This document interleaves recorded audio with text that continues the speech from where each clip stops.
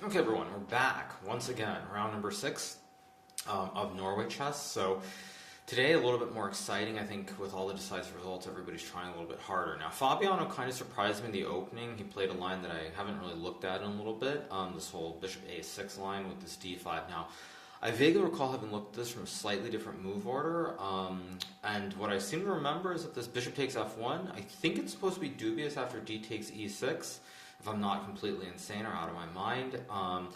But the problem is, without actually knowing exactly what the correct moves are, it's very, very hard to go for this. So I decided to play king takes. I'm expecting to take with the pawn on d5, then I'll play e4. And unfortunately for fans out there, I think it's very likely that this game is going to be a draw pretty quickly, unfortunately. I don't really like my position. I have to say I'm not 100% sure if I'm remembering correctly the lines. Yeah. This is something I kind of looked at, but it's been quite a while since I looked at it. And so Hikaru now has a choice after bishop f1 if he wants to take on e6, and it turns into some chaos. And I'm hoping that I didn't forget if this is the exact position where I'm supposed to do this or not. If he doesn't take on e6, I'm just kind of fine. Position should be at least not worse for black. King f1, ed5 or something. But d takes e6, and then he's attacking the rook on a8, so I go bishop c4, so I sack the rook, queen takes a8, knight d5, and then he has this trapped queen, and if e4 there's this kind of astonishing, if I'm remembering correctly, astonishing move a6, and then I sack another piece, but the queen will stay completely trapped on the a file. And it's one of those situations where I think Fabio is really trying hard to complicate it because he wants to win the game and get back into the hunt for first place. So I'm trying to play something more on the boring side, especially after he's surprising with this choice. Now, he is thinking here, so he might go for a different capture, but unless I'm insane, I think the only capture that makes sense is pawn takes pawn. So if he plays knight takes f4, if he takes with the queen, I can trade and go a4, bishop a3. Hard to believe that I'm ever going to be worse in that endgame. So I think I'm okay here. I'm not thrilled with it, of course, but that's kind of how life goes. Sometimes you can't get everything you want. So that's just it for my game. But I can't remember the details after that. If I'm remembering correctly, it's like a forced draw in a bunch of different ways. But since I don't remember it, and I think doesn't seem to be very familiar with it, it's hard to know what to expect here. I might actually expect him to bail out if let's say d takes e6 doesn't lead to some kind of clarity in his calculations. Maybe to just bail out and take on f1 and play probably a kind of equal position, but I like my position quite a bit because I get the light squares, and his bishop is a little bit out of the game. And if he doesn't take on e6, it doesn't really make sense what he did previously, like this queen f3 idea. So he's not forced to, but it's the logical continuation is to take on e6 and go for this crazy stuff. And before the game, I kind of thought we would have maybe a quiet affair where he plays a kind of slightly better position or tries to press me a bit in a technical manner, like my last two games where I was struggling. But now maybe we get some complete chaos, and who knows what happens, but I just hope that I'm not mixing up my lines. Magnus's game is already very, very complicated, hard to judge what's going on exactly.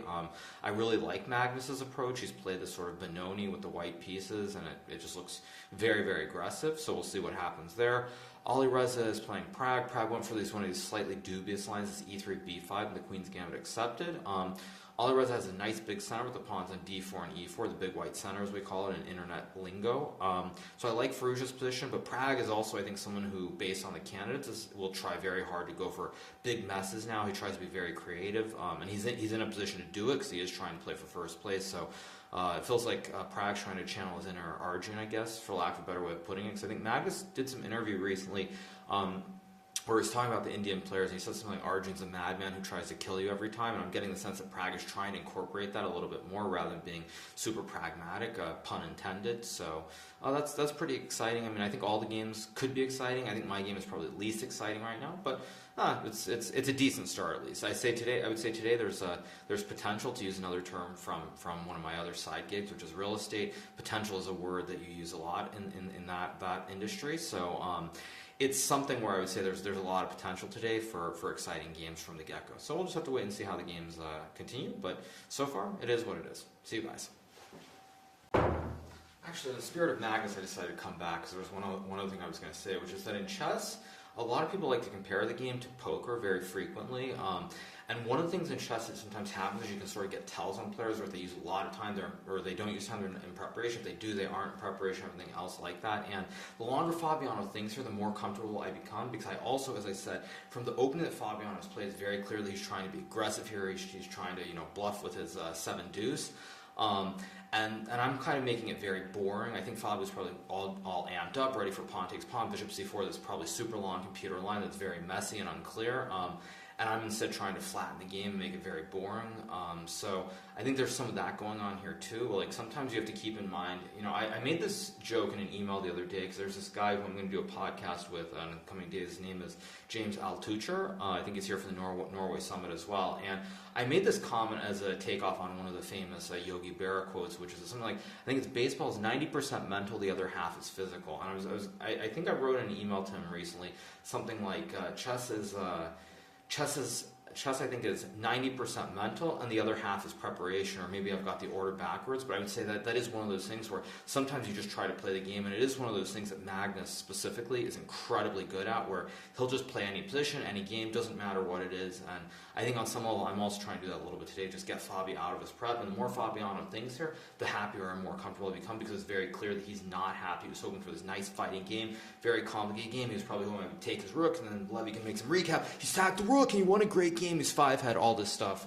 Now I'm becoming too much of a streamer again with these comments, but anyway, I think Fabi was definitely ready for a big fight, and after King F1, it could just peter out very, very quickly. So I don't know why I went on that whole little bit, but it's all good. So I'll talk to you guys later.